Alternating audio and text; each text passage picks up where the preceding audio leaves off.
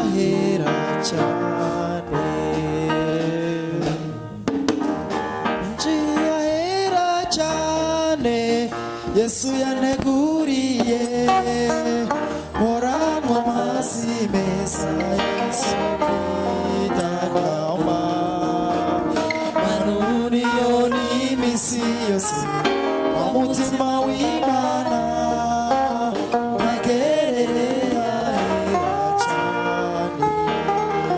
Haleluya, haleluya. Yesu nashimwe. Yesu aracyakora. Ariko reka mbagire inama. Nujya uza mu rusengero uba waje wenyine, ntukemere undi muntu ushaka kukujyana mu myumvire ye, kuko iyo abana b'Imana bateranye n'abasatani baraterana. Bimbivuze mbabaye, kandi nimba mbabaye n'Imana yo mwishirira babaye. Ugabwirwa benshi akumva bene. Duhereze Imana yacu icyubahiro. Masengesho y'imisi 77 nari mfitemo icyifuzo gikomeye.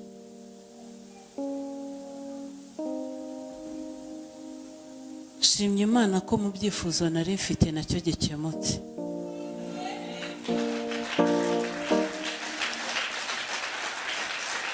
Maze iminsi nurira imisozi nkarara amajoro ntagiye gusabira abana banjye ibyo kurya. Nari ndimo mbwira Yesu ngo ko waduhamagaye ngo tugukorere ku cy'abapatimosi badakizwa no kubona byonyine bihana.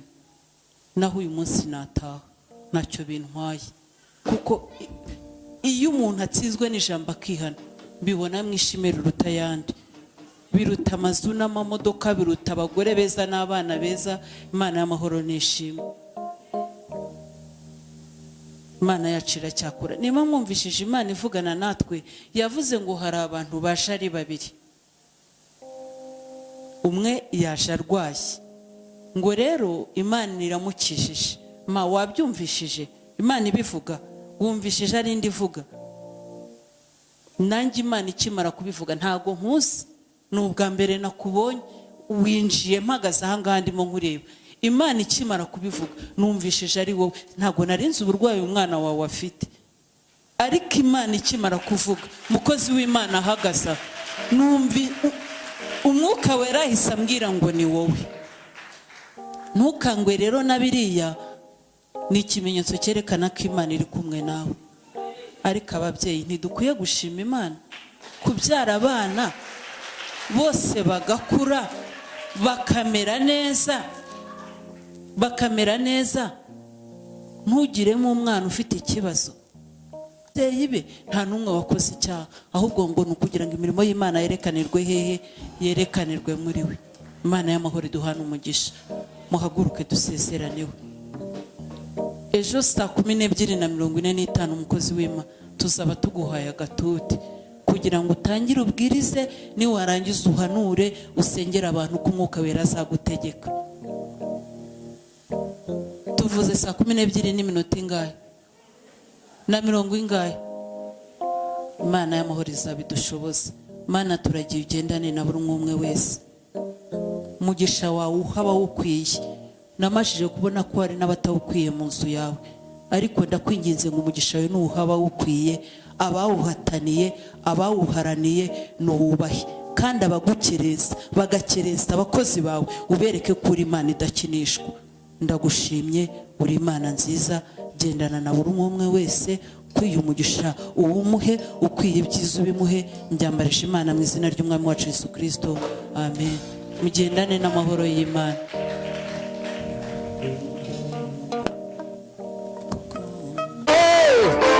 Shama Jehovah Rapha ikumwe natwe, yitwa Adonai, yitwa Yahweh. Jehovah Rapha ikumwe natwe, yitwa Yahweh, yitwa Yahweh. Jehovah Rapha ikumwe natwe, yitwa Yahweh, yitwa Yahweh. Jehovah Rapha ikumwe natwe.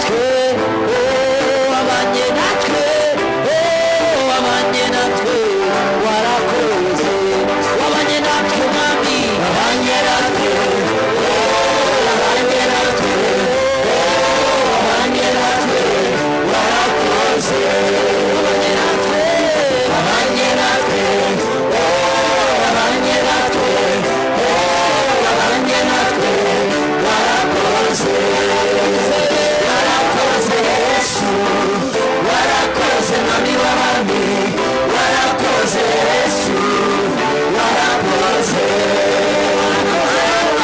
Yesu, warakoze mwami w'abami, warakoze Yesu, warakoze.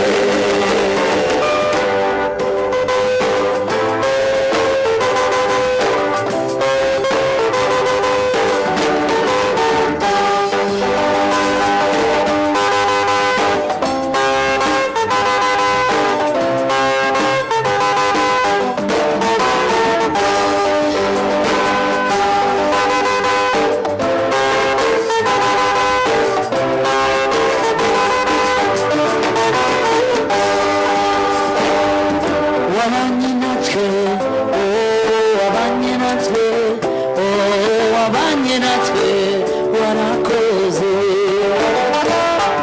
wabanye natwe, wabanye natwe, wabanye natwe, warakoze, wabanye natwe, wabanye natwe, wabanye natwe, wabanye natwe, warakoze, warakoze Yesu, warakoze mwami w'abami, warakoze Yesu, warakoze, warakoze Yesu, warakoze mwami w'abami, warakoze Yesu, warakoze.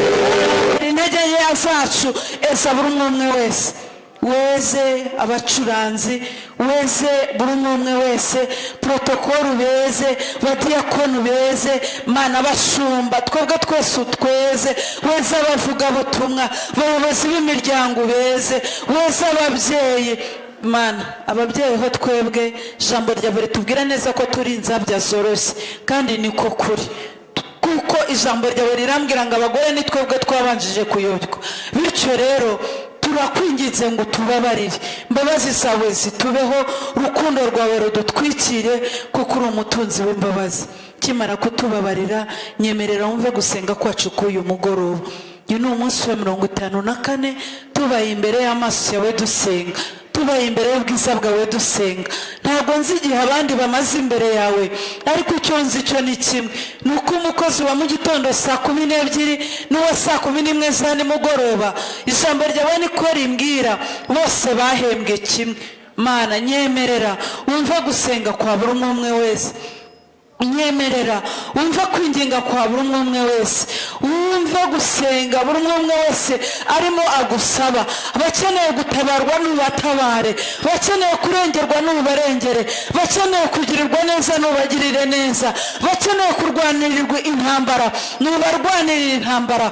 Funagura imigambi y'abazimu n'abadayimoni ku buzima bwacu, funagura imigambi y'abazimu n'abadayimoni ku mibereho yacu, funagura imigambi y'abazimu n'abadayimoni ku ngo zacu, funagura imigambi y'abazimu n'abadayimoni ku rusengero rwacu, funagura imigambi y'abazimu n'abadayimoni ku bashumba bacu.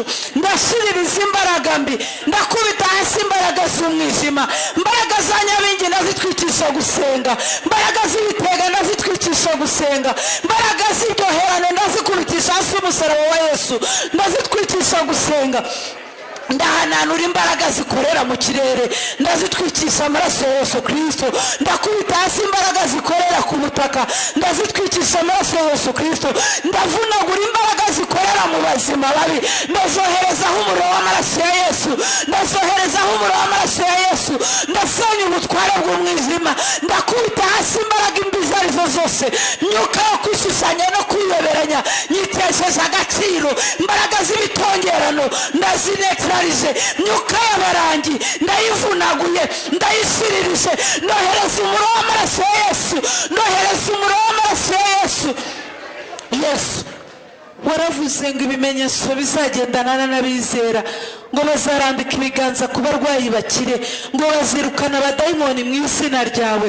Mu izina ryawe rifite ubutware rero turakubita hasi imbaraga z'ibimana bitazwi, turazinetirariza, turavunagura imbaraga za antikristo zikorera mu itorero rwihishwa.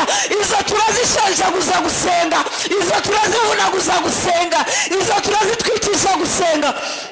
Imbaraga z'abaminati n'abaforomaso tuzitesheje agaciro, turazivunaguza gusenga.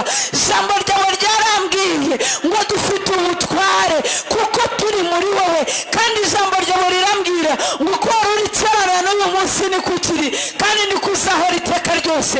Kubw'ibyo rero ndasenya karande, ndakubita hasi imbaraga z'ibyaha, ndafatamira ibitekerezwa mitima y'abantu rwihishwa, ndabikugomororera. Senya, randura, hirika, twika, kongora mu izina rya Yesu Kristo. Nyemerera utugirire neza mugoroba mwiza w'umugisha, nyemerera udusure mugoroba mwiza w'umugisha, urandure kamere z'ibyaha biba mu bantu bibizingiraho, urandure kamere imbaraga z'abazimu n'abadayimoni, intumwa z'abazimu n'abazima babi, izo nazitwikisha gusenga imbaraga z'amaraso ya Yesu Kristo. Ijambo ryawe rirambwira ngo dufatamire ibitekerezwa mitima y'abantu rwihishwa, twarangiza tukabikugomororera. Nyemera ugira ibyo usenya, ugira ibyo urandura, ugira ibyo usenya ku bana bacu, ugira ibyo usenya ku batware bacu, ugira ibyo usenya mu rusengero rwacu. Funagura imbaraga zahagurukira Worship-Team, kubita hasi imbaraga zahagurukira Light Choir, imbaraga zahagurukira Patmos Choir, turazisenyesha gusenga. Migambi yacuzwa rwihishwa ikuzimu turayirogoye, izandiko banditse turazisibye, turazicagaguza gusenga, turazivunaguza gusenga. Migambi yacuzwa ku itorero iyo turayivuguruje, iyo turayinetirarize. Imigambi yacuzwe ku bacuruzi bo muri Patmos tuyikubitishije hasi gusenga, tuyivunaguje gusenga, tuyitwikishije gusenga, tuburijemo imigambi y'abazimu n'abadayimoni. Reka abacuruzi bo muri Patmos ubiyereke, ubitamurire, urwanya ibibarwanya, uhiga ibibahiga. Funagura imbaraga z'umwanzi, mwuka w'inyatsi ndawutwikisha gusenga, imbaraga z'ibihombo nzikubitishije hasi gusenga. Iyo Uwiteka we niwe wavuganye natwe, uravuga ngo ntabwo uzadukoza isoni. Higa ibihiga ingo z'abera, rwanya ibirwanya ingo z'abera. Ndasenya umwuka wa divorce, ndakubita hasi imbaraga z'amarozi, ndakubita hasi imbaraga z'ibitogerano, ndakubita hasi, ndashiririza, ndarutsa abantu ibyo bariye mu izina rya Yesu Kristo. Ibyo batogerewe mbitesheje agaciro, ndasenya umwuka mu wari wo wose. Imbaraga mbi zirwanya ingo z'abera, izo zikubitishije hasi gusenga. Ijambo ryawe rirambwira ngo nitugire umwete wo gusenga, dusenga amasengesho y'uburyo bwose. Namajije kumenya neza ko urugo rwiza ari ryo juru rito, kubw'ibyo nsengeye ingo ni wowe wubaka, cyane ko ijambo ryawe rimbwira ngo tubatse abubatsi bawe baruhira ubusa, utarinze abarinzi barindira ubusa. Turashinganisha ingo z'abera Mana, dusengeye abakobwa bo muri Patmos, turaca imbaraga z'inzingo, turakubita hasi imbaraga z'inzingo, turanetereza imbaraga z'inzingo, turafatamira ibitekerezwa mitima yabo rwihishwa, turabikugomororeye. Imyenda yabo aho bayijyanye turayigaruye, aho bayimanitse turayimanuye, aho bayitongereye twebwe tuyitongereye imbaraga z'amaraso ya Yesu Kristo. Reka utwike migambi y'abazimu n'abadayimoni ku bakobwa bo muri Patmos mu izina rya Yesu Kristo. Ongera ubiyereke bundi busasa, ongera ubitamurire bundi busasa, nibimenyekane kuri Imana yacu.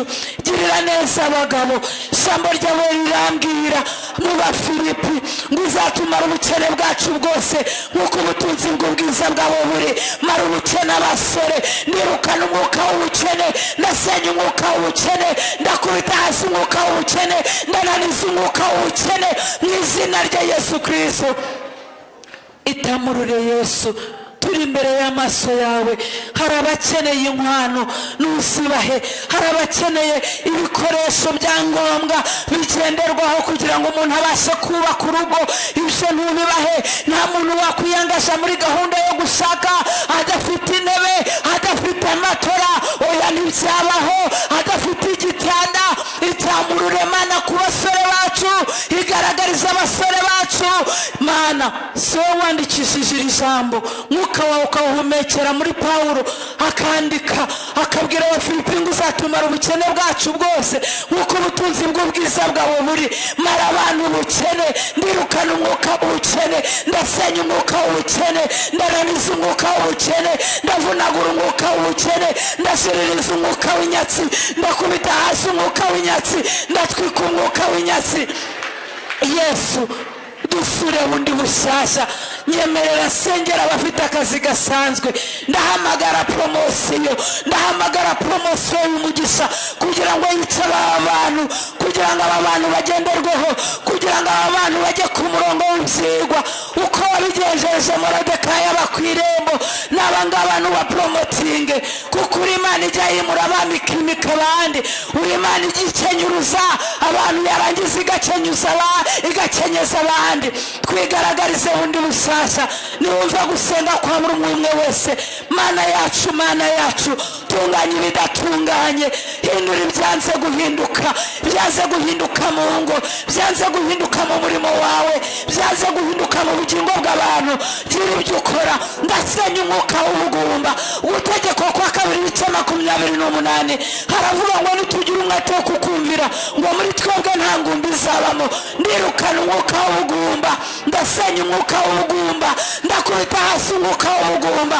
Mana yacu, Mana yacu, nibutse ijambo ryawe riri muri Samweli, riravuga ngo nuko wibuka Hana umuzibura inda ibyara. Mana, nyemerera ugira ibyo uzibura, zibura inda zibyara zaba ababyeyi, zibura inda zibyara.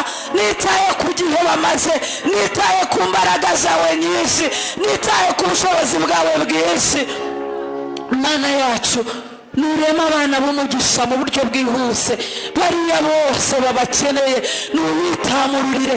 Mana, nyemerera. Ni wowe wandikishije ijambo uvugira muri Pawulo, uravuga ngo umupfakazi yemerwa afite imyaka 60. Dufite abapfakazi bakiri batoya batarageza imyaka 60. Nyemerera ubaremera abagabo b'umugisha. Ibyo nabyo urabishoboye. Nagiye nkubona witamurura, nagiye nkubona wigaragaza. Nyemerera ugira ibyo ukora. Dusengeye abana bacu, tubasabiye ubwenge. Ndasenya imbaraga mbi zabura ubwenge bw'abana bacu, ndakubita hasi imbaraga mbi zabura ubwenge bw'abana bacu. Bana bacu ni abanyamugisha, bana bacu ni abatsinzi no kurushaho. Tubatwikirije imbaraga z'amaraso ya Yesu Kristo. Myuka baboherereza tuyitesheje agaciro, imbaraga babatongerera tuzitesheje agaciro. Turahamagara imbaraga z'amaraso ya Yesu Kristo. Yesu, fata amaraso yawe uyavange n'ay'abana bacu, nibwo batazakora iby'imibiri yabo irarikira. Dushinganishije ubukumi bwabo, dushinganishije ubusore bwabo bakiri batoya. Turabagutuye ngo bazaba bawe, bazagukorere. Barinde ikibi n'igisa n'ikibi, ubahe ongerera imyaka yo kubaho no kurama. Ubarinde imbaraga zo gukenyuka, ubarinde impfu zitunguranye mu izina rya Yesu Kristo. Twitamururire. Sengera abarwayi barwaye indwara, Mana, z'ibyorezo zateye muri ino minsi. Ijambo ryawe riravuga ngo nitugira umwete wo kukumvira ngo nta ndwara z'ibyorezo zizatubamo. Bityo rero twaje mu nzu yawe, turi ku munsi wa 54. Turirukana kanseri ku buzima bw'abana b'Imana, turirukana hepatite ku buzima bw'abana b'Imana, turirukana diyabete ku buzima bw'abana b'Imana, turirukana indwara izo arizo zose. Sida n'izihunga ubuzima bw'abana b'Imana, sida n'ihunga imibereho y'abana b'Imana. Mana, remera abantu amaraso mashya, bateremo amaraso mashya. Ushiririze kanseri, ushiririze sida, ushiririze diyabete, witamurire ku buzima bwa buri umwe wese. Hari abakeneye ubukode bw'inzu. Yewe ijambo ryawe rirambwira ngo ubesha mu mazu batagira shinge na rugero. Ubwo kwibeshya mu mazu batagira shinge na rugero. Nzi neza ko ku musaraba wabirangije byose. Mugaragu wawe Dawidi aragusenga, aravuga muri Zaburi ngo wigwatiririze, nyemera udutangire ingwate ariyo maraso y'umwami wacu Yesu Kristo. Wigwatiririze abantu babona ubukode bw'inzu, babona amafaranga yo kwishyura ubukode. Yewe wowe ugaburira inyoni warangiza ukambika uburabyo, gaburira abashonji mbika bambaye ubusa. Cisha inzira aho zitari, witamurire ku buzima bw'abantu, witamurire ku mibereho y'abantu. Ukora ikidasanzwe kuko uri umwami mwiza w'amahoro. Nyemerera ugira icyo ukora, nyemerera ugira ibyo uhindura, nyemerera ugira ibyo usenya, nyemerera ugira ibyo ukuraho. Turakuzaho imbaraga z'amaraso Yesu Kristo, ibifungo mu izina rya Yesu Kristo, ku bana b'Imana, ku bakozi bawe, ku bakumenye. Turirukana imbaraga mbi zose zarwanya umurimo wawe, zarwanya itorero ryawe. Yesu, turakwinginze ngo nuburanire abantu. Tuzi neza ko ari wowe muburanyi mwiza, imanza ziboneye zitabera. Nasomye mu migani harambwira ngo iyo abantu baburana ngo ubanjije kuvuga bumva ari we munyakuri, ngo ariko ukurikiyeho ngo yavuga nuko nyine bikagenda uko nguko. Wowe uca imanza ziboneye zitabera, nyemerera uburanira abantu batagira kiburanira. Mana yacu, Mana yacu, twitamururire, twigaragarize Mana. Dusengeye amatorero, nyemerera urengera itorero ryawe muri iki gihugu cyacu cy'u Rwanda, muri uyu murwa wa Kigali. Ndasenya imbaraga mbi zose zirwanya umurimo wawe, ndakubita hasi imbaraga mbi zose zirwanya abakozi bawe, ndanetraliza umwuka w'ishyari, ndakubita hasi umwuka w'ishyari, ndasenya umwuka w'ishyari, ndica umwuka wa mamu mu izina rya Yesu Kristo. Imbaraga za mamu ndazikubitisha hasi. Gusenga umwuka wo guteranya wadutse mu bahanuzi, uwo nkuburijemo, uwo ndawushiririje. Mana, gira ibyo uhindura. Mana, nugira ibyo usenya. Umva gusenga kwa buri umwe wese. Muririmbyi wa 62 yaririmbye neza, aravuga ngo n'umwana mutoya uzi gusenga Imana ntago azagira ubwoba, azafashwa no gusenga. Nyemerera ugira ibyo uhindura, nyemerera ugire uko uturengera. Mana, rati imyaka 8 yegereza 9 cyangwa inarenga 9 mu bukode tugukodeshereza, ntago wari ukwiye kwishakira ikibanza. Turi imbere y'amaso yawe, turi mu nzu yitiriwe izina ryawe. Turakwinginze ngo niwigwatiririze, uduhe ikibanza, dukure mu bukode. Turambiwe ubukode Mana, turambiwe ubukode. Ibuka isezerano wagiranye natwe ujya kudukura kuri Tigo. Waratubwiye ngo dukuye kuri Tigo tuzanye ahangaha, kandi ngo uzadukura ahangaha utujyana hacu. Byibuke Mana, ibuka uko wavuganye natwe dusoza 2016 twinjira 2017. Ntabwo ubyibuka mu masaa 6 z'ijoro uvugana natwe mu kanwa k'umuhanuzi ntari bukubwire wowe uzi nk'Imana. Mana, birashoboka ko abantu bashobora kuvuga ngo uravuze utavuze, ariko umushumba wacu yaratubwiye ngo bapfa kuba bavuze mu izina ryawe tujye tubikwishyuza. Uri Imana idashobora kubeshya, uri Imana isohoza amasezerano.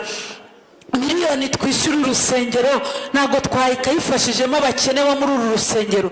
Miliyoni twishyura urusengero ntabwo twakagize undi murimo mwiza dukora. Timira n'ibifasha imfubyi n'abapfakazi, tuzabafasha dute tukiri mu bukode? Mana, nyemerera uturengere, nyemerera udutabare. Ntabwo nzi aho uzanyura, nta nubwo nzi uko uzabigenza, ariko icyo nzi cyo ni uko uyu mugoroba abitorero Patimosi ndakubwiye, turakubwiye ngo turambiwe ubukode. Nuduhe, nuducira inzira, nuturemera ikibanza mu murwa wa Kigali uko wabivuze, precisoma muri Nyarugenge. Kuko ntabwo tugutegeka, ariko tukugireho umugisha waduha muri Nyarugenge Mana, kuko byose urabishoboye. Mana, niba abantu bashobora kugura kwimura kwimura abantu bagiye gushinga utubari, bagiye gushinga hoteli zisambanirwamo, ni gute twebwe utaduha amafaranga ngo twege sipotiriye abantu tukubakira inzu nziza? Ndabyibutsa umugaragu wawe Dawidi asenga isengesho ryiza, aravuga ngo ntago azigera yurira urutara rwe, ntago azigera asinzira ngo atarakubonera ubuturo. Nyemerera udutabare, nyemerera uturengere, nyemerera utugirire neza. Ni wowe wimura abami ukimika abandi. Dusabye umwuka wera. Byatumara iki kurangiza amasengesho y'iminsi 77 nta mwuka wera usutse mu bantu bawe? Mana, nusuka umwuka wera mu bwoko bwawe, abahungu bacu n'abakobwa bacu bagahanura, twebwe abakecuru tukarota, n'abandi bakerekwa, bizaba byiza. Aho umwuka wawe ari, aho guhishurirwa kwawe kuri, abantu ntabwo bigira ibyigenge. Bityo dusabye umwuka wawe wera, dusabye imbaraga z'umwuka wawe wera, batiza abantu mu mwuka wera mu izina rya Yesu Kristo. Senya imigambi y'ishakura, senya imigambi y'abazimu n'abadayimoni, senya imigambi y'abarozi n'abapfumu n'abakonikoni, kandi buri wese umuha amaso y'umwuka. Mana we, turi imbere yawe, turi abanyarwanda n'abanyarwandakazi. Nyemerera dusengere igihugu. Yesu nashimwe. Ndagira ngo dusengere igihugu. Maze iminsi njya mu ntara, ariko nabonye ukuntu izuba ricanye, numva ngize ikibazo. Niba ukunda igihugu, niba uri umunyarwanda n'umunyarwandakazi, uhaguruke dusengere igihugu, dusabe Imana iduhe imvura. Tugiye gusengera igihugu rero, tugisabire Imana iduhe imvura, amajyepfo, amajyaruguru, iburasirazuba n'iburengerazuba, iturinde zino ndwara z'ibyorezo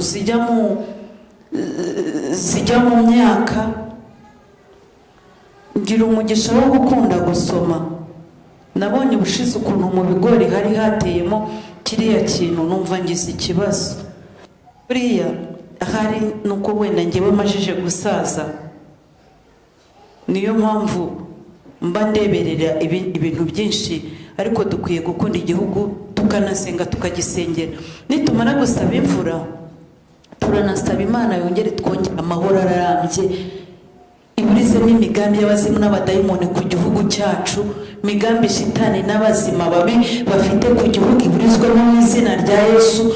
Yongere iduha amahoro arambye, tuyisabe ijye ku nkiko z'igihugu, iburasirazuba, iburengerazuba, amajyepfo, amajyaruguru, igende mu murwa wa Kigali, iducungira umutekano.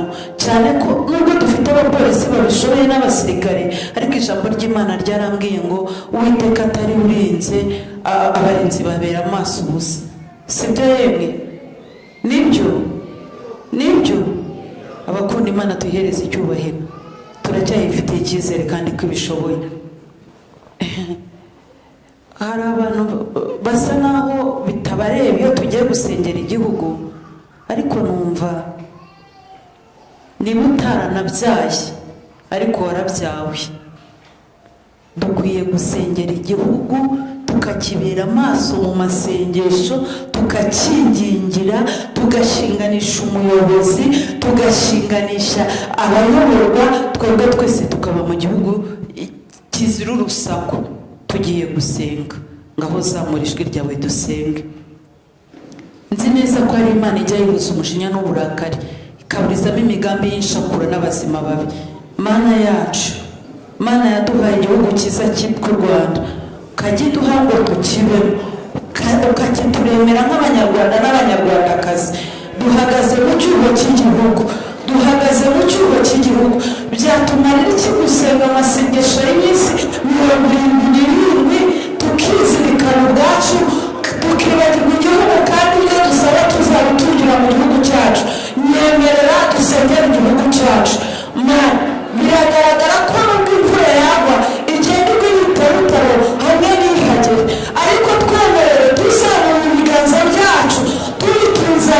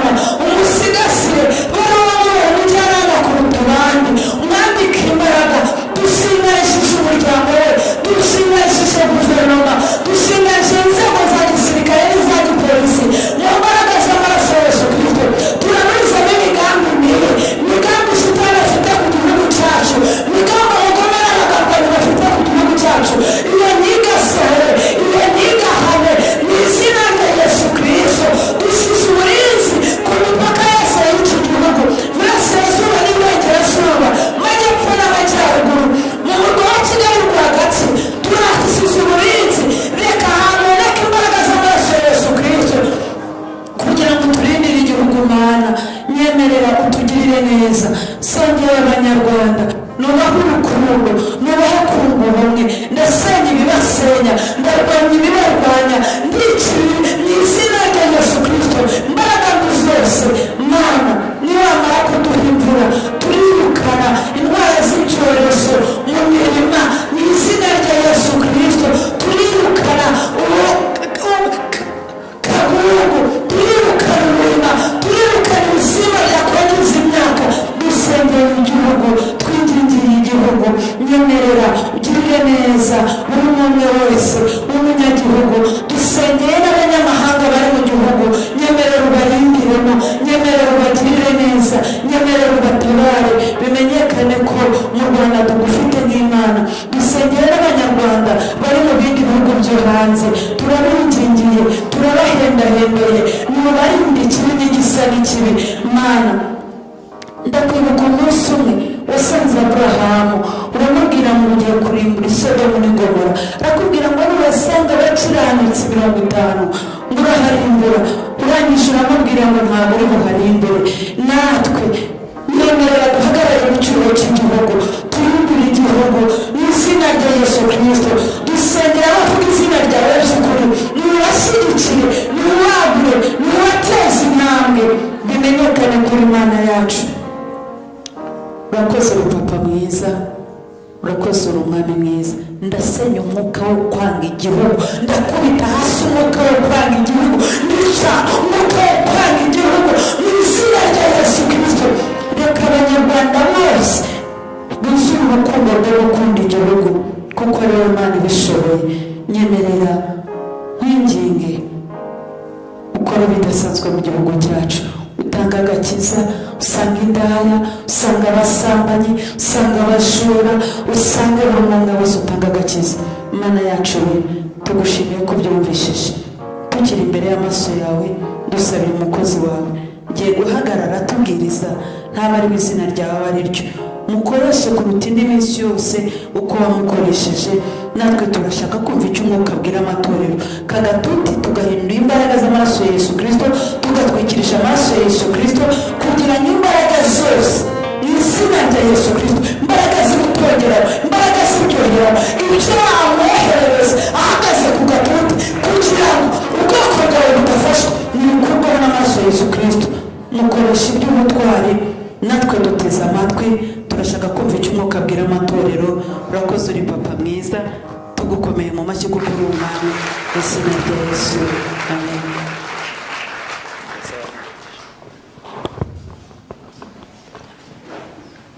Haleluya, haleluya.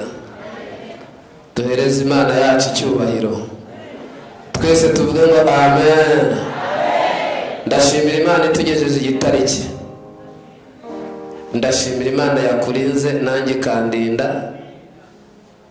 Ndumva mutari kuvuga ngo amen, ariko jye ndumva ashimye Imana.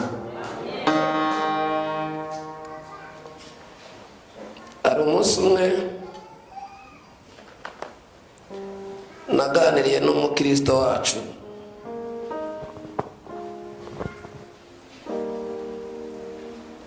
yari yaratse amafaranga muri banki. Hari umushinga yari yarakoze,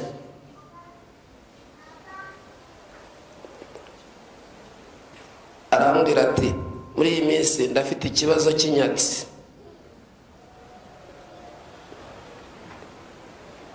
Ntibimeze bite se ngo usengere?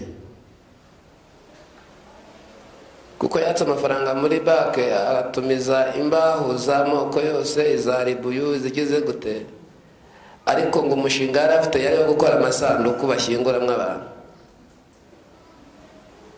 Oya nimugire, ni umushinga yakoze kandi yabonaga amafaranga koko aza. Arambwira ati rero abantu muri iki gihe rwose nabuze abakiriya. Asobanuriye umushinga, numva ndabwira uwo mushinga ni uwo ry'iteka ryose. Kubera iki? Impamvu urumva nanjye yashaka ko mubera umukiriya, n'umudamu wanjye akamubera umukiriya, n'umwana wanjye akamubera umukiriya. Ndashimira burya reka nkubwire, buri mezire yose ukoresha uko mu gakinjiro barayifite, ariko ndashimira Imana ko umwaka wa 2016 utarabera umukiriya, n'uwa 2017 muzabera umukiriya, kugeza muri 20 no muri 20 no muri 70 muzabera umukiriya. Tuhereze Imana yacu icyubahiro, tuvuge ngo amen. Hari abantu iyo wapfuye harabyungukiramo, harimo abarira, hari n'abandi babyungukiramo. Use nk'umuntu ujya gukora umushinga akagura Daihatsu, abazatwaramo ibintu byose. Ndagira ngo dusome ijambo ry'Imana, dusome ijambo ry'Imana mu gitabo cy'umubwiriza. Muri uyu mugoroba tuganira amagambo y'Imana. Mubwiriza ibice 3, turasoma umurongo waho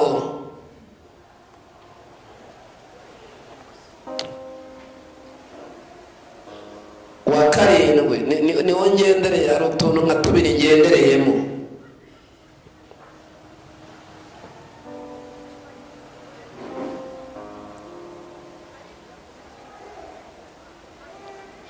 Igitabo cy'umubwiriza ibice 3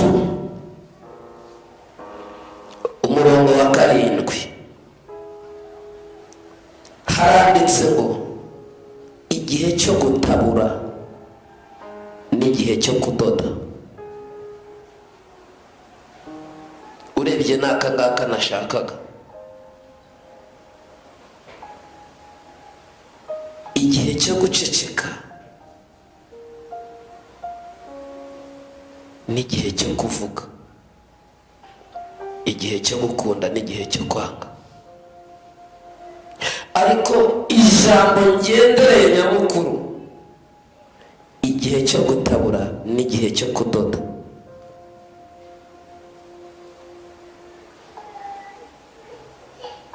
Tumbe biriya tuganire.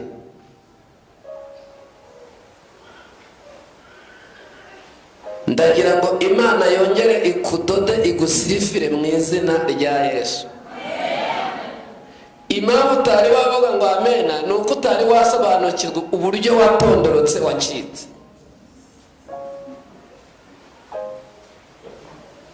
Mbabarira umurikire uyu mugoroba,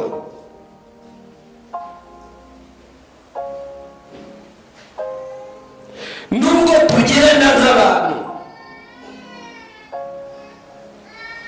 nubwo tumeze gutya, ariko imitima yacu yaratondorotse. Igihe cyaradushwanyaguje, twabonye iby'amaso yacu atari yiteze kubona, byagiye bituma tugenda dutakaza umuntu.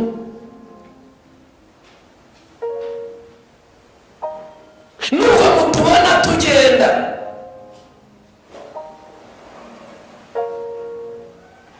twahuye n'ibintu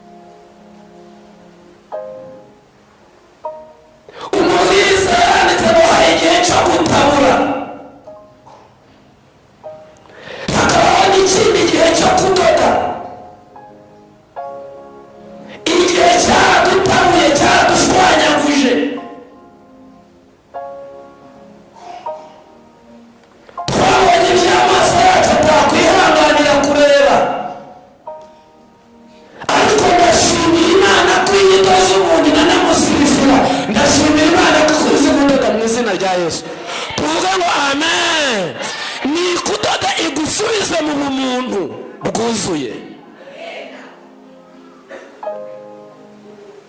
Impamvu nkubwira ngo abantu baratabuka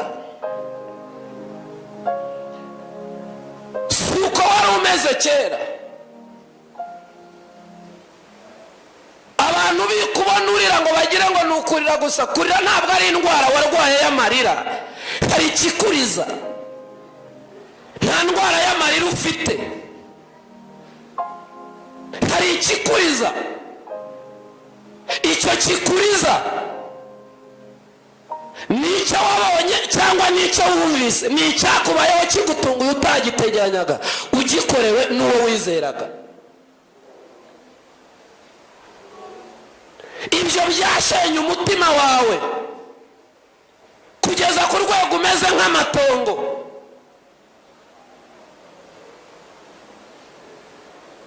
Ukeneye Imana kugira ngo yongere igusane. Niyo misiyo ya Yesu. Misiyo ya Yesu niyo kongera kudusubiza mu bumuntu, tukongera kuba abantu bazima.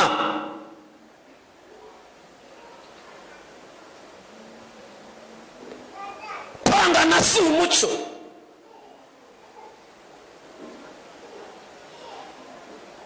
Ibyo biterwa n'impamvu z'igihe. Kuba nyamwigendaho ntabwo ari byo byiza. Wabitewe n'abo mwagendanye baraguhemukira. Kuba utagira ubwira ibanga ntabwo ari ukuvuga yuko wanze uwo waribitsa. Nuko waribwiye yari igeze hirya akarimena. Byarakwangirije. Iyo umuntu umuganya yakubwira ati mbabarira ava ku bantu, ntukambwira abantu ndabazi.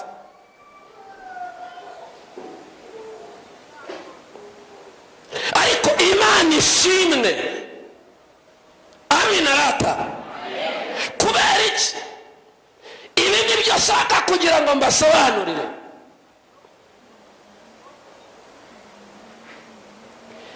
Uyu mutima w'uyu muntu tugiye kuvuga, hari igihe umuntu ajya gushaka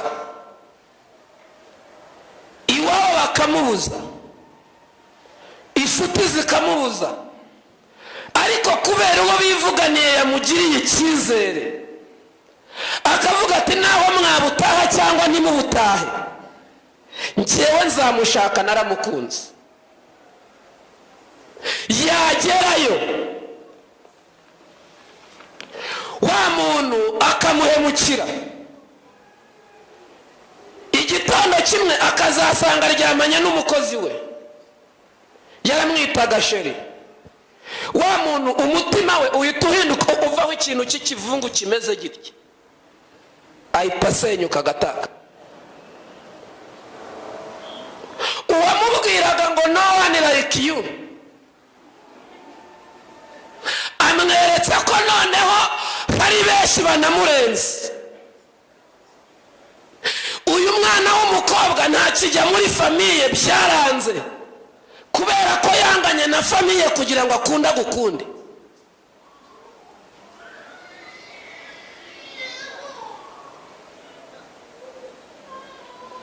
Undi nawe asengana n'umuntu, aguriza umuntu amafaranga, aramubwira ati ntayo umugabo yambikije mbabarira.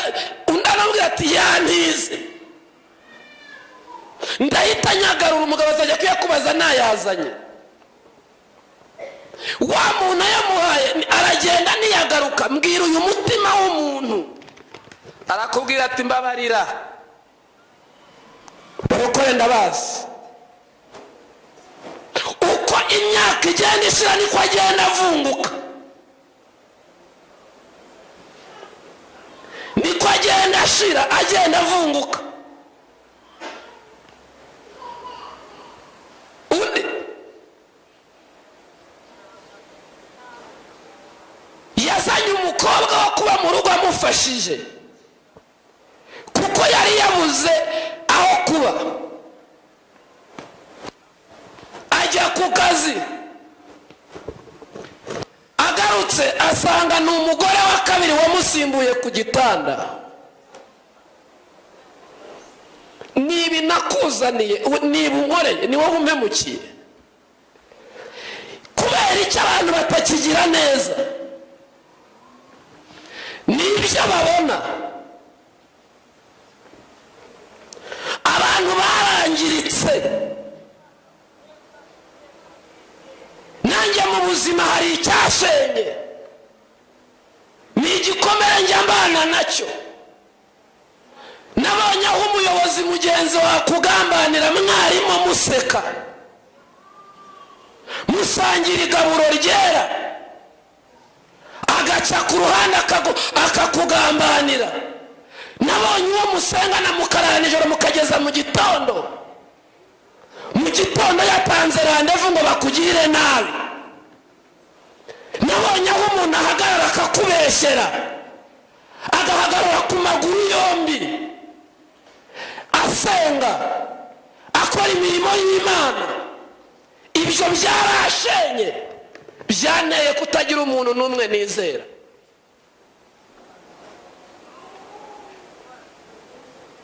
Nabonye abantu hariho ibintu byaduhinduye, imitima yacu imera nk'iyashwanyaguritse. Dukeneye ko Imana iza gutora udupande ikongera ikatudoda ikadusubiza mu bumuntu. Twese tuvuge ngo amen. Ibi si bivuga amateka yaturanze tuyahuriyeho. Nabonye umuntu wica undi yaramugabiye inka, aramubwira ngo ninjye ugiye kukwiyicira. Uwo muntu Imana, kuko ntawica uw'Imana itishe, agira ngo aramwishe ariko ararokoka. Nawe iyo yica arabwira ati ntugire umuntu mbwira, abantu ndabazi. Yabaye nyamwigendaho, umutima we warashwanyutse. Nabajije umusore amaze kugira imyaka 46 ntarashaka, ntajya anasambana, nta nimero y'umukobwa agira muri telefone, yanze n'igitsina gore. Aravuga ati na mama iyo nibutse ko ari umukobwa ndamwanga.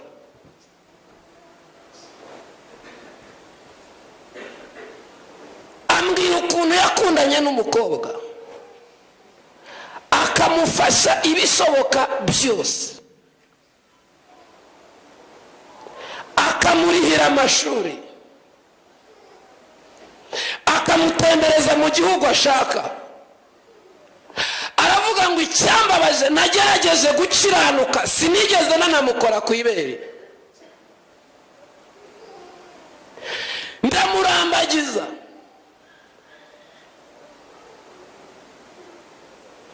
akajya ambwira ko ankunda, nta wundi mu buzima yigeze akunda.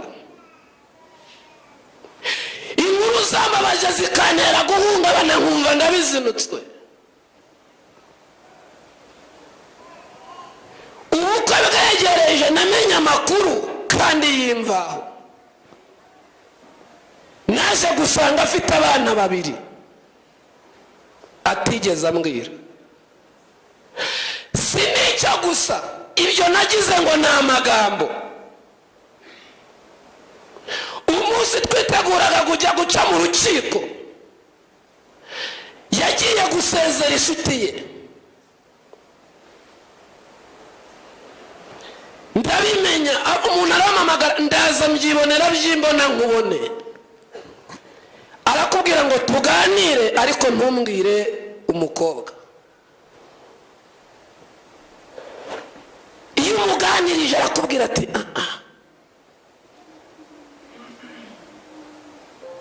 ntumbwire umukobwa.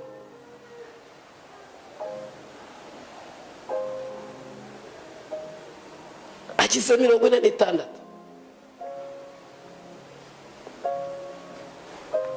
Ntashaka, si uburwayi. Byamuteye gufata icyemezo gikarishye mu buzima atari ngombwa ko afata. Yabitewe n'icyo gikomere aba abana nacyo. Buri muntu wese afite impamvu z'igikomere, afite igikomere abana nacyo. Byaduteye gutondoroka. Iyo umutayeri ari kudoda afata igitambaro akagiswanyagura, ntumenye icyo azavanamo. Buri kaboko agashyira ukwako, ikora akayishyira ukwaryo, ikintu cyose akagishyira ukwaryo. Nubwo iyi si yadushenye, ariko afite icyizere ko umutayeri w'umuhanga ari we Mana igiye kutubyazamo abantu b'umumaro. Twese tuvuge ngo amen. Imana igiye kutubyazamo abantu b'umumaro. Mana ndiko ndakumva rwose. Imana igiye kutubyazamo abantu b'umumaro. Isi yaratunyanyagije muri karitsiye, isi yatuvuze uko ishaka, abantu baratunyanyagije, ariko ndashimira Imana ko Imana yacu ari umuhanga. Imana irakudoda ikagusirifira ikakwibagiza. Niyo mpamvu umuririmbyi yaririmbye avuga ngo njye ndi umukristo, nzahora ndiwe mu bintu byose ngeze ku gupfa.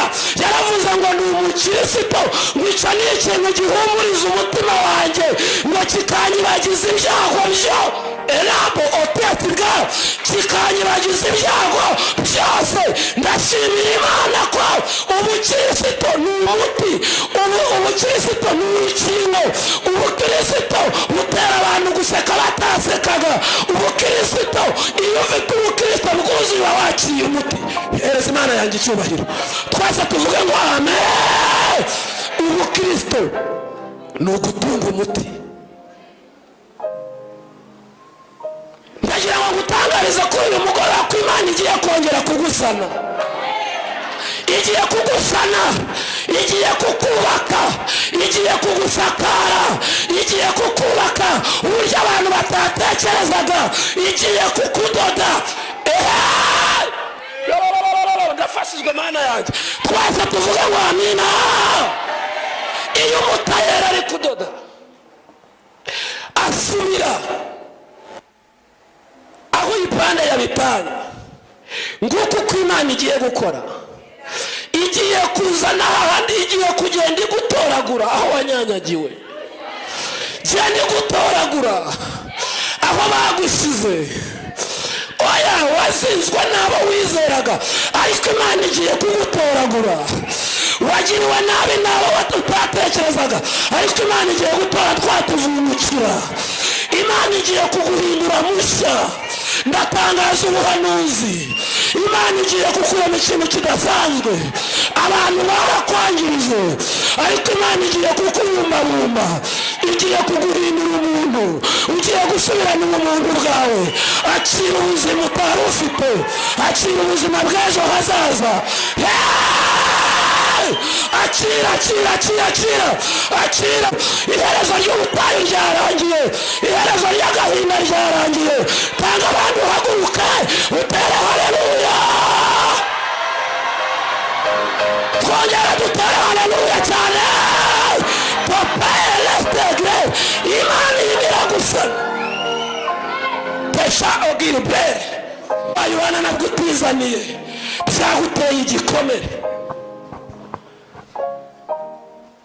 Mana ndakumvira Imana. Twese tuvuge ngo amina cyane. Tara tuhereze Imana icyubahiro amaboko yombi yacu, tuyarambure, yarambure yombi, yarambure yombi mu cyubahiro cy'Imana, yarambure ntacyo bitwaye, yarambure n'Imana ivuze, yarambure n'Imana igiye gukora, yarambure n'Imana imiremye, yarambure n'Imana itsinze, yarambure, yarambure. Tera haleluya. Asante sana. Niki ikikwera ku buzima tubayemo kikwereka gute? Imana igiye kutudoda. Induka musha muri Kristo Yesu. Genda mu ntambwe zo kwizera, genda mu ntambwe zo gukomera. Imana yacu ni inyembaraga, Imana yacu ni inyabutware. Tera haleluya. Ni inyabutware. udahemukiwe,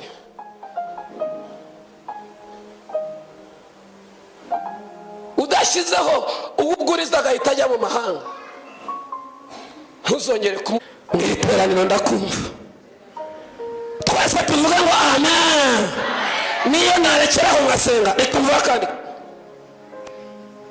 sishaka gutinda, ndashaka kuvuga Imana. Ejo bundi Yesu ajya ku kidendezi cy'i Betisida,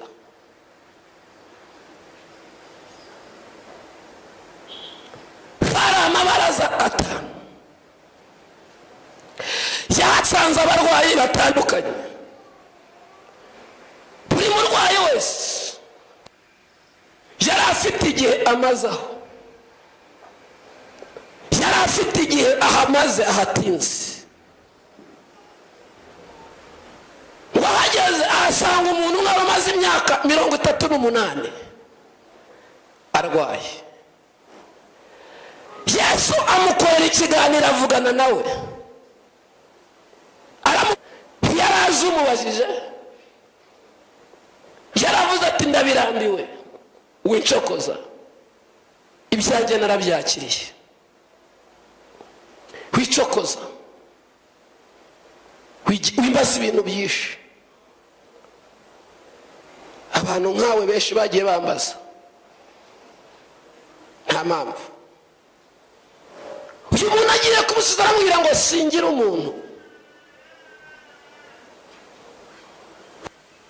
Ni nkaho yakabwiye ati ibintu bibera aha bibera inaha ntabyuzi. Ivuriro umuntu ukira akahavurirwa ni umuntu ufite uwo baziranye bakomeye. Yaravuze ngo njye nta muntu ngira, ntawe twazanye, ntawe mfite. Ariko ikibazo ntiyari yamenye ko yahuye n'uwaremye abantu. Uwaremye abantu natembere muri uyu mugoroba, yongera kureme bundi bushyashya, yongera gukoreho ryake. Ndashimira Imana. Nje ndabizi ko abantu benshi kunanuka si impamvu za regime, bamwe nuko babayeho.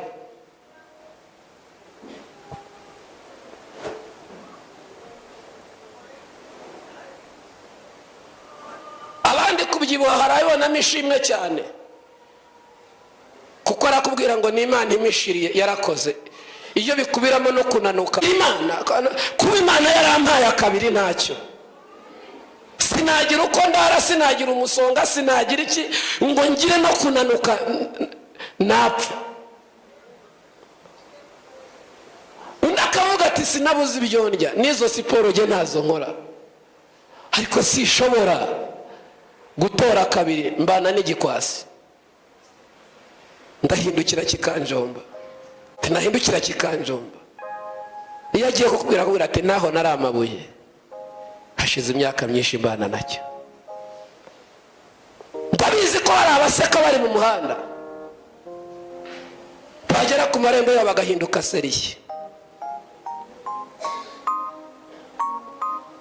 Ibyo abana baza basimbagurika, abana bafite baza amakuru menshi mu rugo, ariko afite umutoza ari we koca we, papa wacu we ni Karunduru. Barakara bose ati twarayobewe imyitozo ikorerwa muri uru rugo. Muri uru rugo hakorerwa imyitozo twebwe twarayobewe kugeza ubwo tuba twumva twana. Tukenera guteta ukabura aho guteta.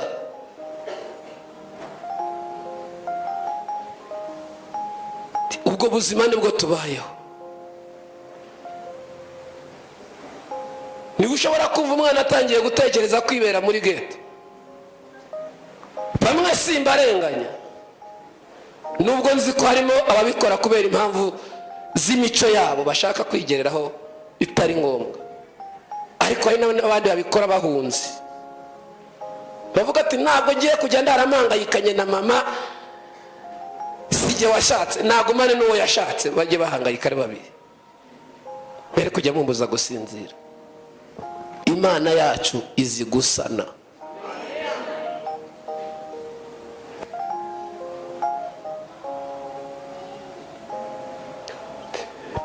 aje uwo muntu Yesu aramubwira ati wabaye iki? Singira umuntu. Ati ikidendezi kirihindurije mbaye ngira ngo niyegeranye. Ati uwaje azanye n'umuntu anendeze naje nyifatwa. Ati cyakubwiza ukuri ntabwo naje bampetse, numvise nyifatwa nihutira kuza kujya kuri ivuriro. None ndatinze nariyakiriye indwara nayigize iyanjye.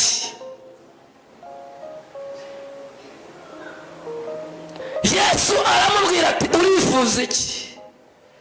Ndaramubwira ati wimbaze ibyifuzo byanjye kuko nabibwiye abantu benshi.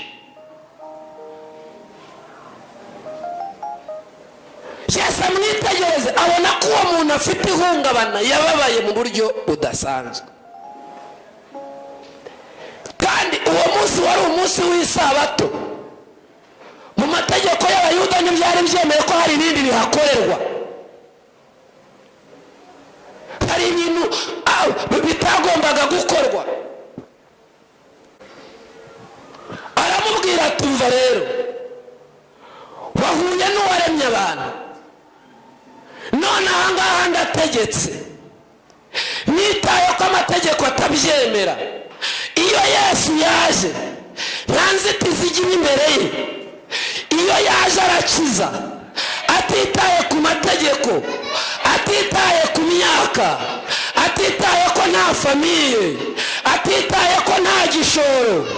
Atiwa Uwiteka guhagurutse aho ugize igihe wicaye, Imana iguhagurutse aho wari umaze iminsi myinshi, Imana iguhagurutse aho wari ugize igihe uryamye, Imana iguhagurutse ku gisasiro wari uryamyeho, Imana iguhagurutse aho wari umaze igihe uri.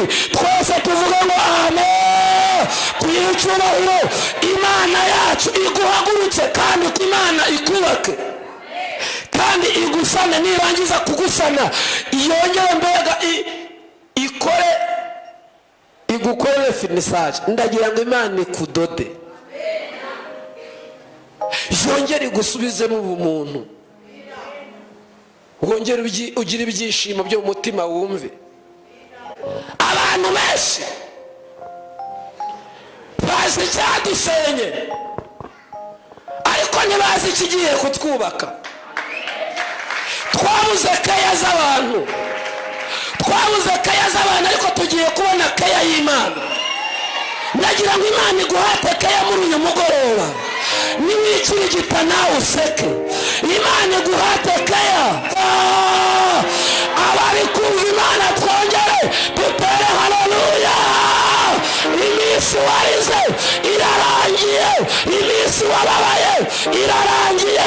Ndagira ngo tugire ibintu turangiza muri uyu mugoroba. Hari ibyo tugiye guha intashyo, hari ibyo tugiye gusezera.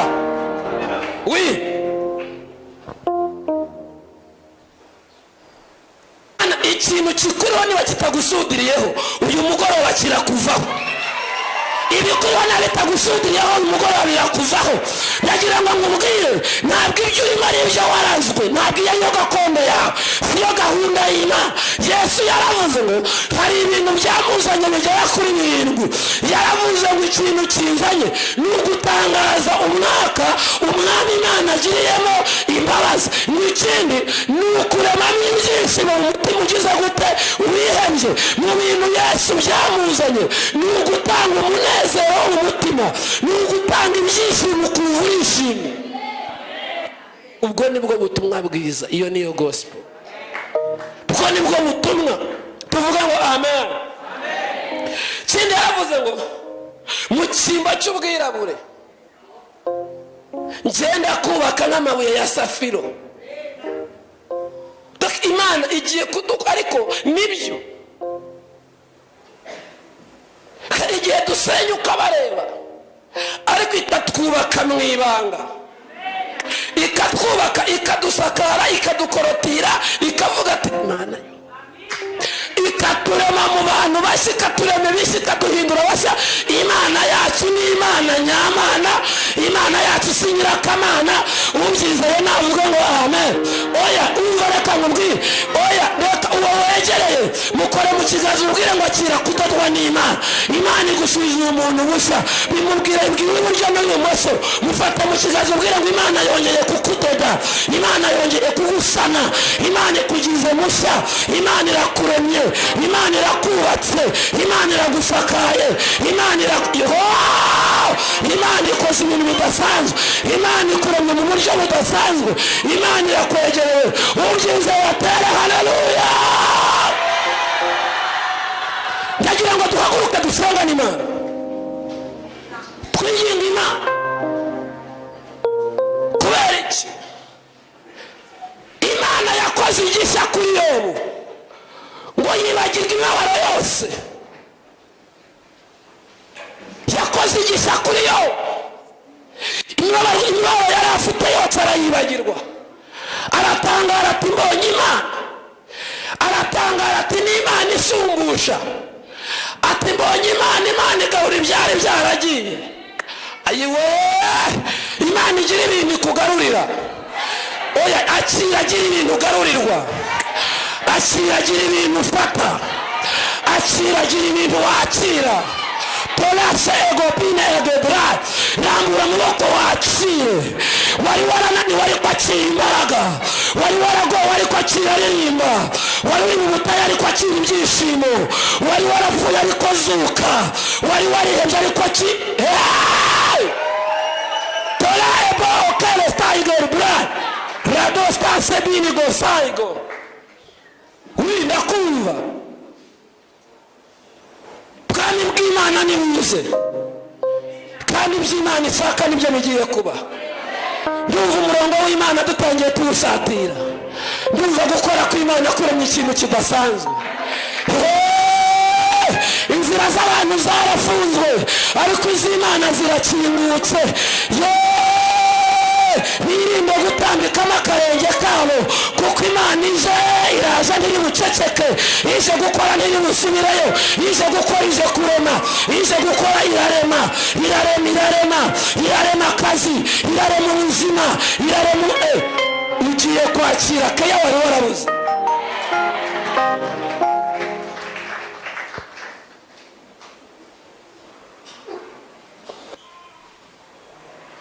Data ndagushimira, Data ndakunezerewe.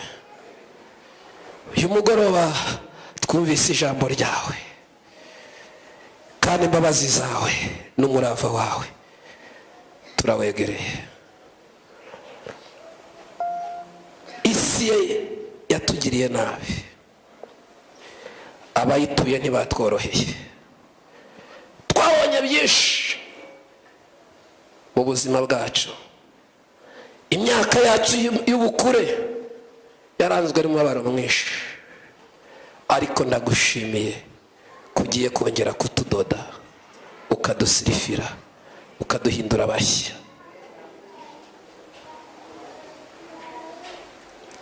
Oza ibikomere biri mu mitima yacu, dutunganye, tugiye kubonera. Haleluya, haleluya, haleluya, haleluya. Kuko mbona ugiye kugira ikintu ukora muri iri teraniro.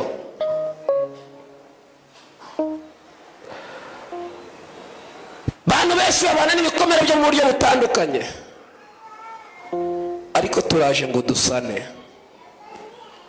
Ndagira ngo sabe umuntu wese ufite igikomere ku mutima, yatewe n'abantu, cyamugoye mu buzima, cyamuteye kumva atagira imbabazi, cyamuteye yumva atakwibagirwa, cyaramukomerekeje, abana n'ingaruka zacyo, tugishyire imbere y'Imana. Imana ikuresitore, igusane, irashaka kongera kukubakamo umuntu bushyashya. Ndagira ngo utere intambwe hano ngo usengere imbere yayo. Kiravuba dusenge. Birashoboka intambwe yawe gusa yo kumwegera, uyu munsi urarara wiyumva umuntu mushya.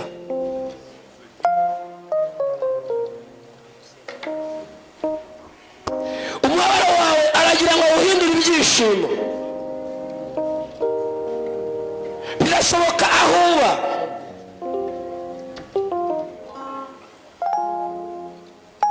Mana ndagushimira, ndacyakumva.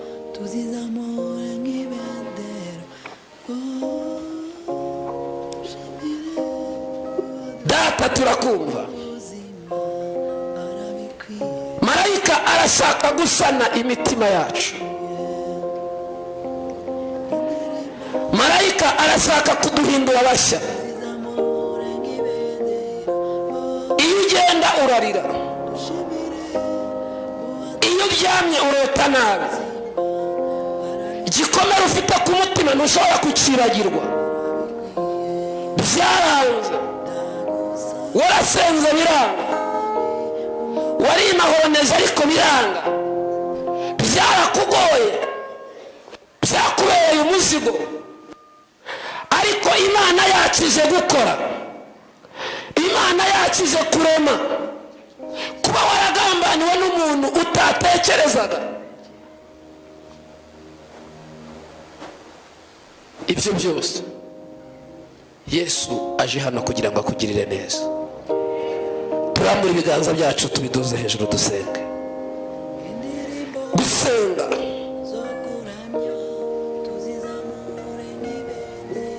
oh haleluya haleluya haleluya haleluya haleluya haleluya haleluya. Ndakumva Yesu. Oh haleluya haleluya haleluya haleluya haleluya haleluya haleluya haleluya. Humiriza amaso yawe, tangira usengera Imana mu mutima.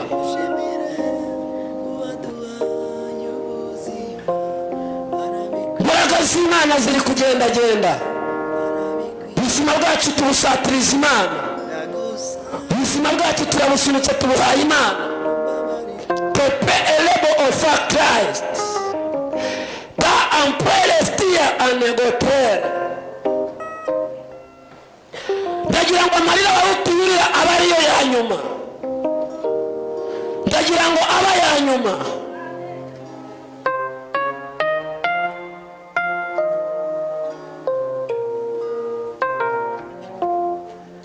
Amarira yawe n'aba ya nyuma. Ndatangaza ko agiye kuba ya nyuma mu izina rya Yesu. Ndatangaza ko agiye kuba ya nyuma. Kurara wicaye bigiye kuba ibya nyuma. Prepara stego dry nabe aya nyuma.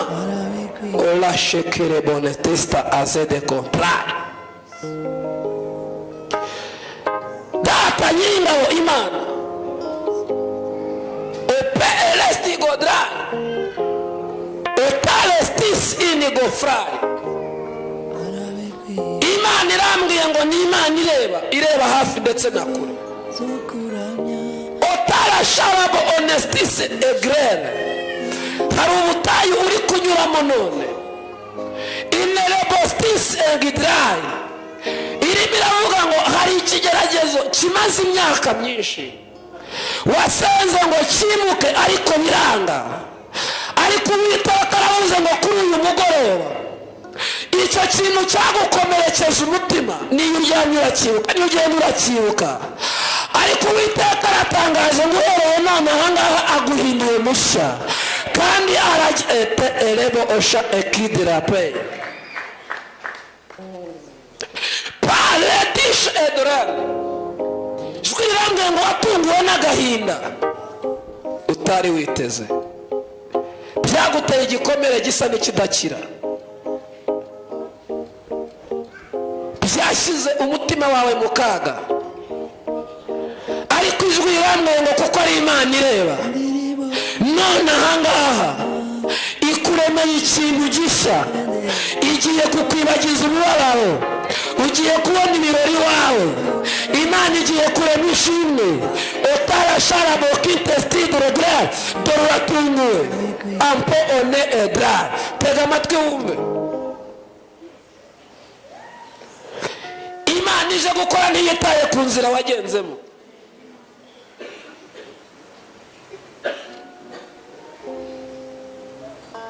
Iyi myaka yawe y'ubutayu Imana igiye kuyihereza.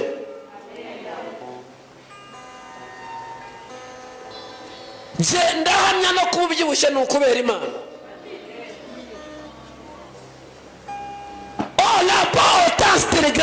Ni ukubera Imana. Si amafaranga menshi, ni ukubera Imana. Ndashimira Imana yagiye ikuba hafi. Igihe watekerezaga kumva wakwiyahura watoroka mu gihugu ukagenda, Imana yarakurebaga. Ijwi rirambwiye ngo niyo yagutangiriye.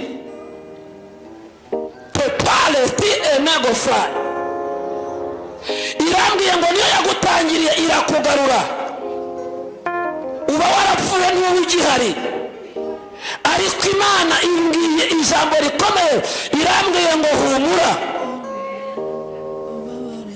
Irabirebye igihe waraye wicaye. Irabirebye igihe ijoro ryakubanaga rirerire. Irabirebye igihe waraye topi enedokistera. Imana uri Imana ikomeye. Ariko Imana irambwiye ngo shira impumu. Umusozo wawe uzaba w'ibitwenge. Kola abeste ekoti enefa edestra egepre. Muzaye ngiye kubona mbona ikiganza kigufasheho. Ijwi irambwira ngo n'Imana yakurinze ipfu nyinshi. Ntiwakabaye ukiriho, ariko Imana irambwiye ngo n'Imana yagiye ihagararana nawe. Irambwira ngo hari ibintu byinshi uri kwibaza. Iki gihe urimo kirasa n'ikikugoye, ariko ngiye kubona mbona marayika aguhereje imigozi 3. Ijwi rirambwira ngo yikurure. Ngiye kubona mbona urayikuruye. Ni imigozi itabasha gucika. Ijwi rirambwira ngo Imana ikwimuye mu kigeragezo. Iraguteruye, irakuzamuye, ikuvanye mu icyo kigeragezo. Ngiye kubona ota ale ebis inigota impra ezide gorafai. Ngiye kubona mbona iremye ibintu bishya. Mbona icagaguye impapuro zimwe. Ineta olostike drar zari zisinwaho n'abakomeye. Ijwi rirambwira ngo n'Imana iguhagazeho, kandi Imana ije kugushingira igiti. Iravuze ngo ntugire ubwoba, kuko Uwiteka enebotafte egrere ubutayu urimo yarabubonye, kandi aje kukuremera ikintu kidasanzwe. Eneta opi eredre. Iravuze ngo ugiye kongera kuririmba itsinzi. Mana ndakumvise. Ugiye kongera kuririmba itsinzi.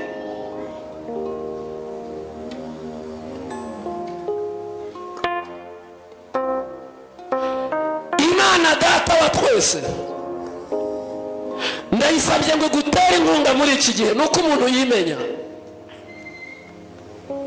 Ndayisabye ngo Imana igushyigikire, iba ari gukomeza.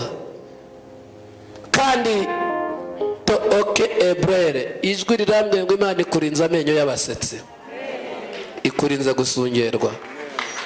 Izina rya Yesu rishimwe. Umva wa mukobwa we,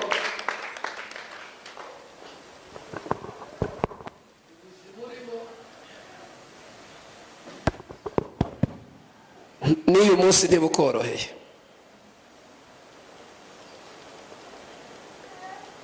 Ubutayu urimo n'uyu munsi ntibukoroheye.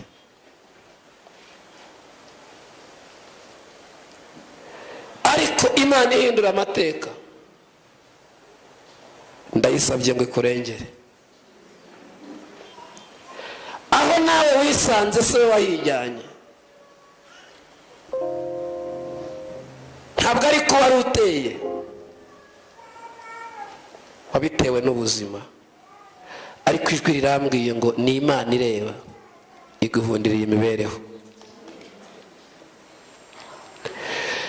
Tapela aze egodrai. irambwiye ngo guhindura iyi mibereho yawe.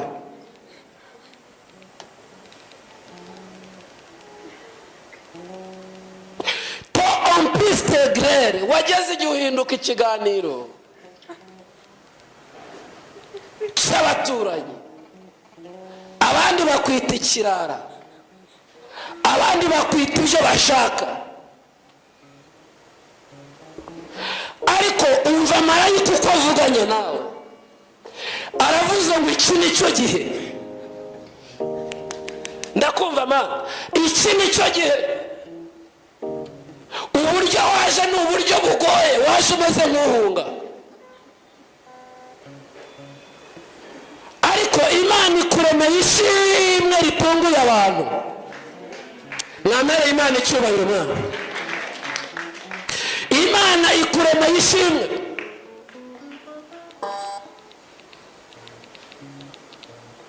Murambura ibiganza mbasengere. Data ndagushima, uri Jehova Nisi, uri Jehova Rafa. Ubuzima bwacu turabushinganishije mu maraso yawe.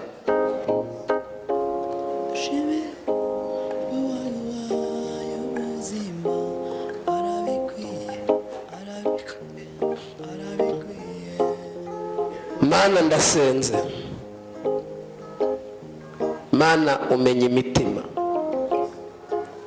Mana wabwiye Yobu, yaravuze ngo izi nzira ndi kunyuramo nzazisohoka bameze nk'izahabu. Ndagira ngo izi nzira ari kunyuramo zisozwe uyu munsi. Ngiye kubona mbona uri mu nzira, ngiye kubona mbona urimo uragenda ahantu haterera cyane. Mbona ni ahantu haterera cyane, asa naho hakugoye. Ijwi rirambwira ngo ni Imana ireba.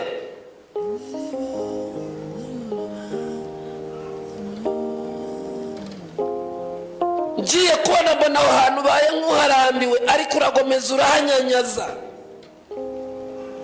uragomeza uraterera. Ijwi rirambwira ngo ndi Imana.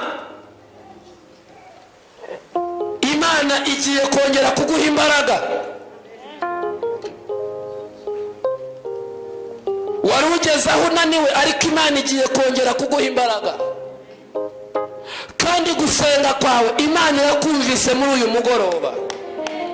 Imana irakuremeye, Imana iragutabaye, Imana irakurengeye. Ota are eje ego pra estis edrai.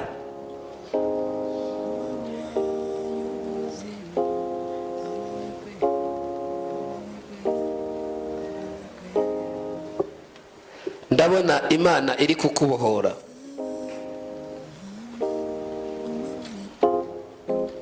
Umutima wawe ibintu byo kubabarira byarakugoye. Niyo munsi wumva kubabarira bikugora, ariko Uwiteka aravuze ngo agiye kukuremera igitangaza kikwibagiza ibyago byose. Kandi Imana igiye kukuremera ikintu gishya. Akira igitangaza cy'Imana kuri uyu mugoroba. Toshe ebone fotrai. Imana iravuze ngo ntuzaseba kandi uzasaza neza. Ota ashedre brere. Abagerageza kukuroga n'abagerageza kugirira nabi nabari gupfusha ubusa umwanya wabo. Imana irambwiye ngo guhagazeho kandi iragukomeje. Tuvuge ngo amen. Twese tuvuge ngo amen. Ndagira ngo musubire mu myanya yanyu, basengere bareba mwese. Shikaje iminota mike nkahita ngasoza.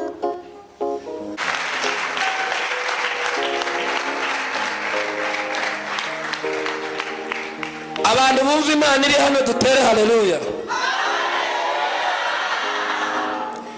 Twese dutere haleluya cyane. Twongere dimbwira ibindi bintu. Rirambwira ngo ninkubwire ngo iminsi yawe yasaga n'iyarangiye,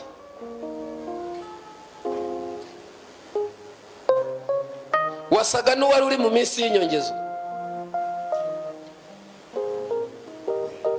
ariko ijwi rirambwira ngo ninkubwire ngo ugiye gutangira kongera kubaho.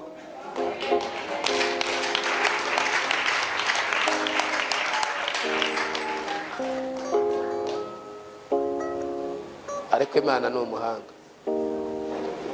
Garuka hano.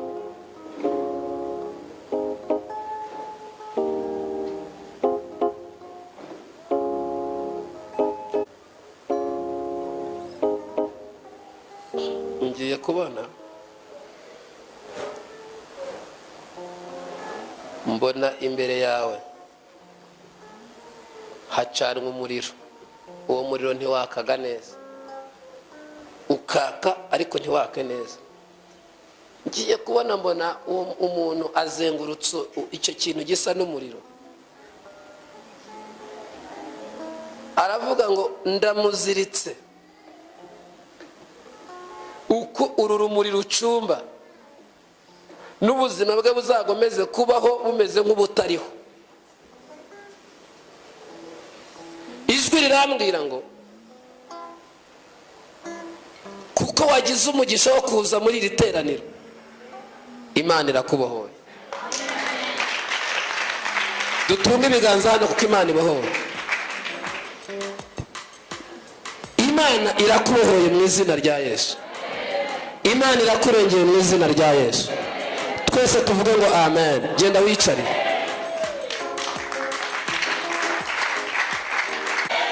Ni umugoroba Imana igize ibintu ikuraho. Eta ampo eri edestan onegra. Urakoze kugaruka. Ndashaka kugusengera.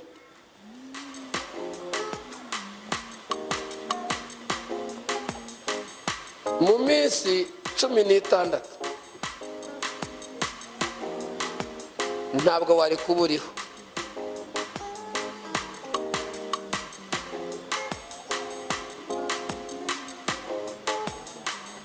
Ngiye kubona mbona ikamyo nini, ntabwo yari nini. Ngiye kubona mbona ikurenzeho uhagaze ahantu. Ijwi rirambwira mbonye ugiye ndicecekera. Ijwi rirambwira ngo ntabwo yagombaga kurenza iriya minsi nkubwiye. Ariko ngiye kubona mbona muri uwo mwanya mbona marayika araje ahagaze imbere ya yakamyo, arayitangira. Ijwi rirambwira ngo ni Imana ikurinze gupfa igukureho ikintu bituruka. Ijwi rirambwira ngo uriya muntu ubona yanyuze mu butayu bukomeye, imibereho ye yaramugoye. Numubone kuri ameze kurate ariko imibereho ye yaramugoye. Ijwi rirambwira ngo ni Imana yagiye iguhereza ukuboko, igenda igushyigikira, igenda igukomeza. Iranambwira ngo n'uyu munsi ubutayu burimo, n'uyu munsi ubutayu burimo. Uwakurebera inyuma yawe bakabona ni umuntu ubayeho. Ariko ngiye kubona mbona marayika guhereje ikiganza, mbona guhereje envelope. Imana irambwira ngo ni Imana izi ubukene bwacu. Uwiteka arambwira ngo Imana igiye kukumara umubabaro. Tuvuge ngo amen. Imana igiye kukumara umubabaro. Onte elebo ostigedra. Watewe igikomere n'umuntu wizeraga mu buzima. Kugeza uyu munsi nimunagisuhuzanya. Ubayeho mu buryo busa n'ubudasanzwe. Ariko imana yacu umva uko ivuze muri uyu mugoroba. Iravuze ngo igiye kugukuriza mu maso ye, igiye kukugira umuntu mu maso ye, igiye kuguhindura wifashije mu maso ye, igiye kukurengera mu maso yabo. Ababyizeye n'ababimwifuriza mwese tumutunge ibiganza, tumwatureho umugisha w'Imana. Twese tuvuga ngo amen, twese tuvuga ngo amen. Mu nyamara mu minota nk'itanu usigaranye nyihanuremo. Uwiteka akurinze igifungo. Ngiye kubona mbona wambaye amapingu, mbona uragiye, abari bagutwaye simbazi.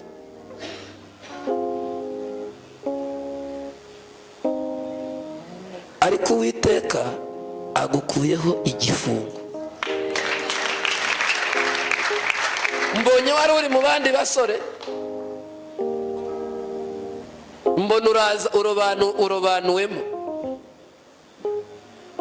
Ota aki Ebraya. Imana niba ngubu irimo irambwira ngo ikurinze igifungo.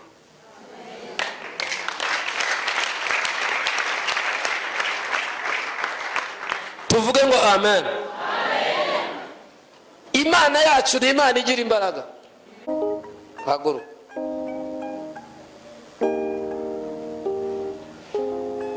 Ijwi rirambwiye ngo Imana irakubohoye.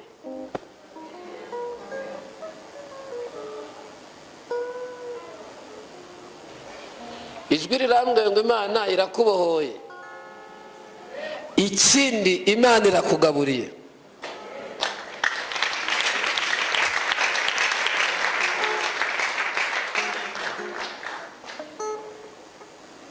Yicarire.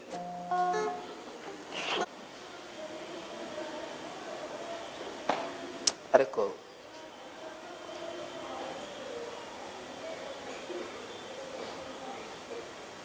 murambura ibiganza mwese mbasengera.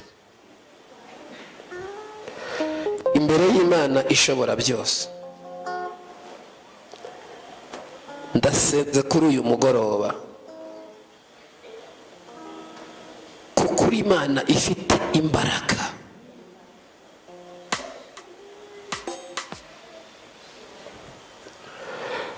Tala akoste epi eneta reshere de gostan. Paya baba antelesti eninengo oledo bisti ini kontrai. Oui, ndakumva. Entolasti izine gompai. Iyi nyandiko iravuze ngo ndi Uwiteka wagendereye aba bantu. Otalasti salabone gostise idreye gofai. Pale lista ansoni gidan trai izine goprai.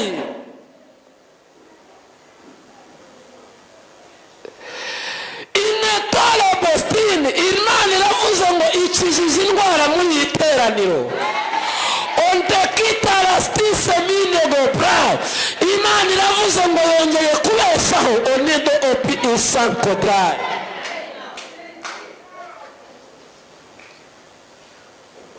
Ineleto olebostine Imana iravuze ngo itanze umugisha ku bantu baje bayishaka by'ukuri. Iravuze ngo barambura ibiganza byabo bakira umugisha. Otelebo sisi bogra. Imana iravuze ngo irabohoye. Enerebo otaya osini gidrare destisi mini godra. Imana iravuze ngo irabohoye kandi irongeye iravuze ngo irabohoye. Rambura ikiganza wakira kubohoka. Imana iravuze ngo irabohoye, ibohoye n'ibyawe byahiboshe. Irabohoye, ibohoye n'ibyawe byaheze. Irabohoye, iremye dotanko sebra. Irabohoye, ibohoye n'abawe. Irabohoye, ibohoye n'inzu yawe. Irabohoye, ibohoye n'urugo rwawe. Irabohoye, ibohoye n'ubucuruzi bwawe. Irabohoye, ibohoye na diplome yawe. Irabohoye, ibohoye na kategori yawe. Irabohoye, irabohoye, irabohoye. Haguruka utanga abandi dutere haleluya. Irabohoye, irabohoye. Mubaye uretse kwicara, mubaye uretse kwicara. Imana iravuze ngo ni Imana ihojeje amarira. Mubaye uretse kwicara.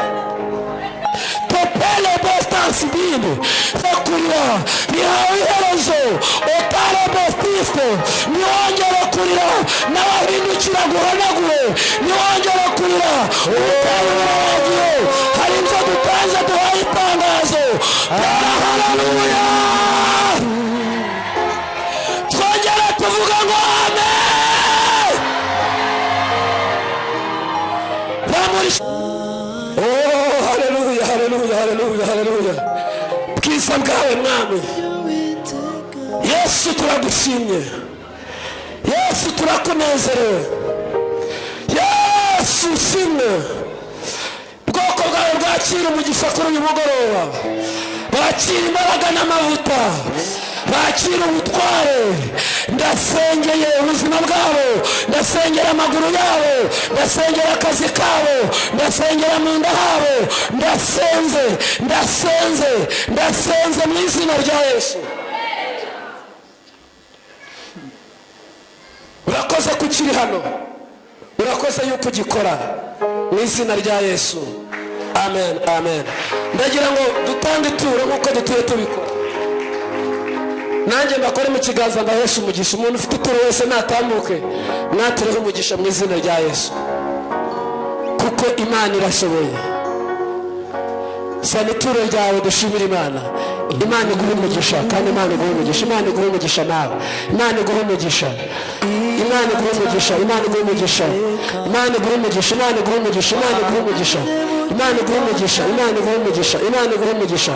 Imana iguhe umugisha. Imana iguhe umugisha. Imana iguhe umugisha. Imana iguhe umugisha. Imana iguhe umugisha. Imana iguhe umugisha. Imana iguhe umugisha. Imana iguhe umugisha. dukomere umukozi w'Imana amashyi. Mana, twari imbere yawe, twari mu nzu yawe, tugushime kuri Imana ikora uko ushaka. Izina ryawe nirihimbazwe. Umuntu wese wateranye umugoroba, musabiye umugisha Mana. Gendana na buri umwe wese. Tugiye kwinjira muri weekend. Reka uburinzi bwawe bube kuri buri umwe wese, cyane cyane ubugingo bwacu. Umugisha umugaragu wawe, mugisha utagabanije, kandi twebwe twese uduha umugisha. Tugushimiye ko wongeye kutudoda ndetse ukaba udusirifiye. Uri Imana ikora neza. Tugushimiye kuri muri kontrole, ubutware n'icyubahiro no gupfukamirwa n'ibibi byawe. Ngaho gendana na buri umwe wese, mugisha wawe ubaherekeze bagere aho bagiye amahoro. Tubyambarije Imana mu izina ry'umukunzi wacu Yesu, amen. Mugendane amahoro y'Imana.